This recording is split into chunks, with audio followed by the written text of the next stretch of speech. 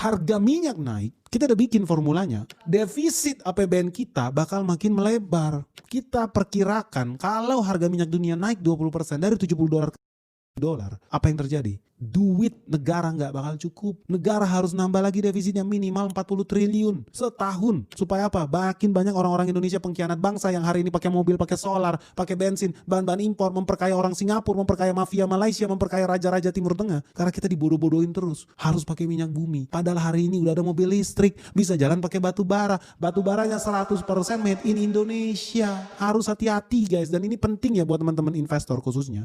Mencermati kejadian di Hormuz, di Iran. Karena suka gak suka itu akan mempengaruhi nasib kantong lu, perekonomian negara kita. Jangan sampai habis duit kita buat subsidi bensin. Selama ini orang bilang buat apa mensubsidi mobil listrik buat orang kaya? Bukan itu. Lu harus pikir, buat apa subsidi mobil bensin memperkaya kaisar Jepang? Yang paling menikmati subsidi bensin kita kaisar Jepang. Lu kira kita udah bebas merdeka tahun 1945? Enggak, sekarang 2026. Kita tetap dijajah sama mereka. Masa sih kita mensubsidi ratusan triliun yang menikmati siapa? Orang Jepang. Nggak masuk akal. Setuju nggak lu? Kalau kita mulai kurangin lah subsidi mobil Jepang. Justru kita harus subsidi mobil listrik. Harus, wajib. Dan lu pernah curiga gak sih? Kenapa sampai detik ini perusahaan-perusahaan Jepang itu anti banget bikin mobil listrik? Lu pernah bertanya-tanya gak? Misteri ini.